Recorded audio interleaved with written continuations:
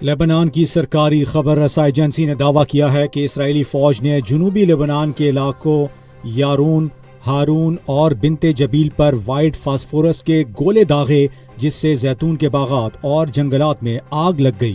Report کے مطابق نبیت الفوقا پر فضائی حملہ اور بیوت السیاد میں ڈرون کے ذریعے صوتی بم بھی گرایا گیا۔ اسرائیل نے ان دعووں پر تاحال کوئی باضابطہ رد عمل نہیں دیا، جبکہ انسانی حقوق کی تنظیموں کے مطابق شہری علاقوں میں وائٹ فاسفورس کا استعمال بین الاقوامی انسانی قانون کی خلاف ورزی تصور کیا جا سکتا ہے۔ امریکی صدر ڈونلڈ ٹرمپ کی جانب سے ایران پر بڑے حملے کا منصوبہ منسوخ کرنے اور امن مذاکرات دوبارہ شروع کرنے کے اعلان کے بعد عالمی منڈی میں خام تیل کی قیمتوں میں نمایاں کمی ریکارڈ کی گئی۔ برینڈ خام تیل تقریباً 4.2% کمی کے بعد $84، جبکہ امریکی خام تیل 5% کمی کے ساتھ $80 فی بیرل پر آ گیا۔ ماہرین کے مطابق امریکہ اور ایران کے درمیان کشیدگی میں ممکنہ کمی کی امید نے تیل کی سپلائی سے متعلق خدشات کم کیے ہیں، تاہم ابنائے ہرمز میں بحری آمدورفت تاحال مکمل طور پر بحال نہیں ہو سکی۔ پاکستان کرکٹ بورڈ نے انگلینڈ کے خلاف 3 ٹیسٹ میچوں کی سیریز سے قبل مائک اسمتھ کو قومی ٹیم کا مستقل بیٹنگ کوچ مقرر کرنے کے قریب پہنچ گیا ہے۔ ذرائع کے مطابق تمام رسمی کارروائیاں آخری مرحلے میں ہیں اور تقرری جلد متوقع ہے۔ جنوبی افریقہ کے سابق فرسٹ کلاس کرکٹر اور level 4 qualified coach Mike Smith اس سے قبل ملتان سلطانز کے اسسٹنٹ کوچ رہ چکے ہیں۔ اگر تقرری حتمی ہو جاتی ہے تو وہ 19 اگست سے شروع ہونے والی پاکستان انگلینڈ ٹیسٹ سیریز سے قبل ٹیم کی ذمہ داریاں سنبھال لیں گے۔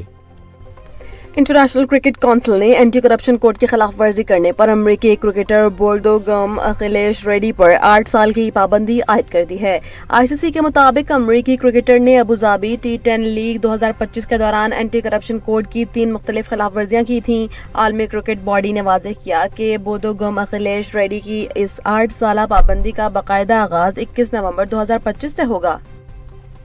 Pakistan employees housing society Karachi کے رہائشی میر رضا علی خان کے قتل کیس کی تحقیقات میں اہم پیش رفت سامنے آئی ہے، جہاں تفتیش کاروں نے مقتول کا موبائل فون ڈیٹا حاصل کر لیا ہے۔ تفتیشی ذرائع کے مطابق 28 جولائی کو گھر سے نکلنے والے رضا کے آخری دنوں کے رابطوں کا جائزہ لیا جا رہا ہے، جبکہ کیس میں اب تک 12 سے زائد افراد شامل تفتیش کیے جا چکے ہیں۔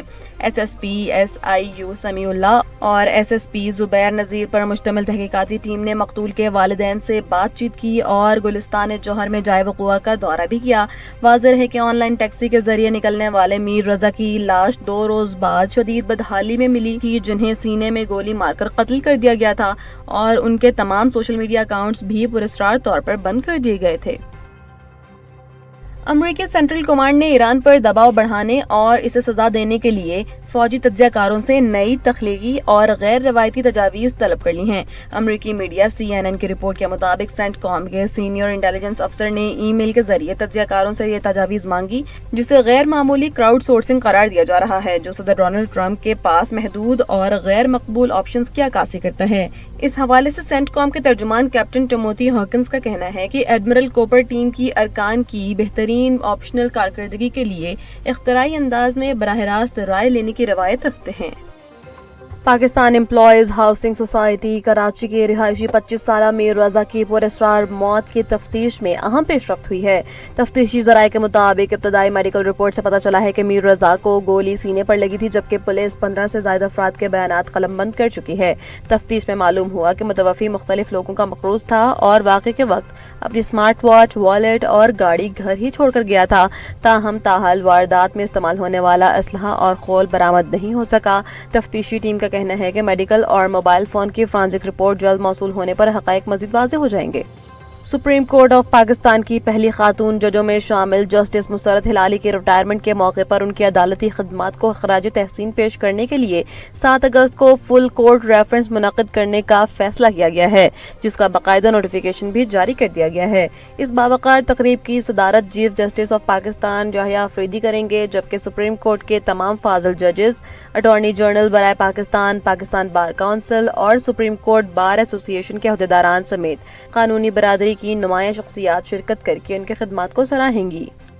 पेट्रोल की कीमतों में सनसनीखेज इजाफे के बाद बरतानिया में पेट्रोल चोरी की वारदातों में बेपनाह इजाफा देखा जा रहा है, जहां रोजाना की बुनियाद पर तकरीबन 2 लाख पाउंड का पेट्रोल चोरी हो रहा है। मीडिया रिपोर्ट्स के मुताबिक बहुत से ड्राइवर्स पंप से गाड़ी में पेट्रोल डलवाने के बाद बगैर अदायगी किए फरार हो जाते हैं, जिसके बायस पेट्रोल चोरी की मजमूई मालियत में 48% इजाफा रिकॉर्ड किया गया है। रिपोर्ट में बताया गया है कि ईरान जंग के बायस बरतानिया में पेट्रोल की कीमत में 27 पेंस और डीजल में 37 पेंस फी लीटर इजाफा हुआ है, जबकि पेट्रोल रिटेलर्स एसोसिएशन के मुताबिक महंगाई के बायस पंप अमले के साथ बदसलूकी के वाकयात भी तेजी से बढ़ गए हैं। मारूफ अमरीकी माहिर माशियात और जॉन्स हॉपकिंस यूनिवर्सिटी के प्रोफेसर स्टीव हिंके ने इस ख्याल को मुस्तरद कर दिया है कि मसनूई ज़हानत जल्द ही लाखों इंसानी मुलाजमतें खत्म कर देगी। उनके मुताबिक AI के लिए बिजली, पानी और डेटा सेंटर्स की मद में बेपनाह बुनियादी अखराजात दरकार हैं, इसलिए कंपनियां तब तक इंसानों की जगह AI को नहीं लाएंगी जब तक ये तनख्वाहों से सस्ता मुतबादिल साबित न हो। हैंके ने बताया कि टेक कंपनियां रवां साल AI इंफ्रास्ट्रक्चर पर $700 अरब खर्च कर रही हैं, जो 2027 तक $1 खरब तक पहुंच सकते हैं। दूसरी जानिब एलोन मस्क AI को मुफ्त के करीब लाने और आलमी बुनियादी आमदन की हिमायत कर रहे हैं, जबकि माइकल बरी जैसे माहिरीन ने AI में गैर मामूली अखराजात पर तहफ़्फ़ुज़ात का इजहार किया है।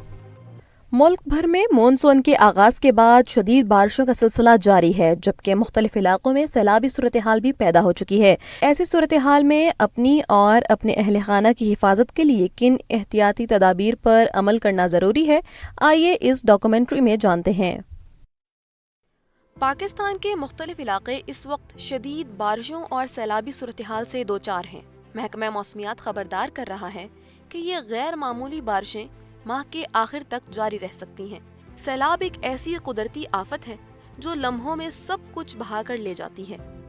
जमीन का पानी से भर जाना, नदी नालों का अचानक उबल पड़ना और नशेबी इलाकों में तूफानी रेलों का आना, सब मिलकर सूरत हाल को जानलेवा बना देते हैं।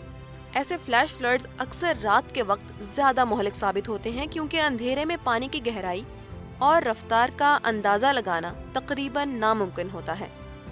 याद रखें, माहिरीन के मुताबिक आधी से ज्यादा हलाकतें उन गाड़ियों में होती हैं जो पानी में फंस जाती हैं।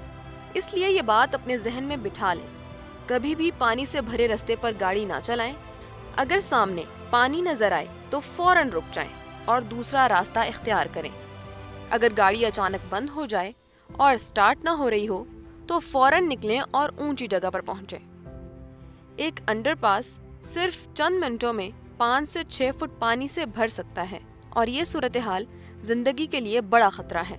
सैलाब के दौरान लाजमी एहतियाती तदाबीर: बारिश, बिजली और गरज चमक के दौरान हमेशा मोहतात रहें। नदी नालों, खाइयों और बरसाती पानी के करीब ना जाएं। याद रखें, सिर्फ 6 इंच बहता पानी भी किसी को गिरा सकता है और अपने साथ बहा कर ले जा सकता है। पैदल चलते हुए, खेलते हुए या तैराकी करते हुए पानी में ना उतरें। बच्चों को सख्ती से मना करें कि वो पानी के करीब ना जाएं, क्योंकि उनके अंदर खतरे का अंदाजा लगाने की सलाहियत बहुत कम होती है। अपने घर और जिंदगी के तहफ़्फ़ुज़ के लिए ये इक़दामात करें: कम से कम 3 दिन का पीने का साफ पानी, खाने पीने का सामान, torch, mobile power bank, first aid kit, नकदी और 7 दिन की ज़रूरी अद्वियात अपने पास रखें। घर वापस लौटते वक्त इर्द गिर्द नजर डालें कि कहीं बिजली की खुली तारें या गैस का रसाव तो मौजूद नहीं। अगर गैस की बू या सीटी जैसी आवाज सुनाई दे तो फौरन घर खाली कर दें और मुतल्लिका इदारों को इत्तला दें। बिजली के गिरे हुए खंभों, पानी में डूबी तारों या टूटे हुए बरकी आलात के करीब ना जाएं। पालतू जानवरों को भी पानी और खतरनाक मकामात से दूर रखें। सैलाबी पानी में डूबा हुआ या आलूदा खाना किसी सूरत इस्तेमाल ना करें। जब शक हो तो फौरन फेंक दें। सिर्फ साफ और महफूज पानी ही पीने, खाने और रोजमर्रा इस्तेमाल के लिए इस्तेमाल करें। याद रखें, आपकी एक छोटी सी एहतियात आपकी और आपके प्यारों की जिंदगी बचा सकती है। अपने अहले खाना को सैलाबी पानी से दूर रखें, हालात पर नजर रखें और एहतियात को अपना अव्वलीन उसूल बनाएं।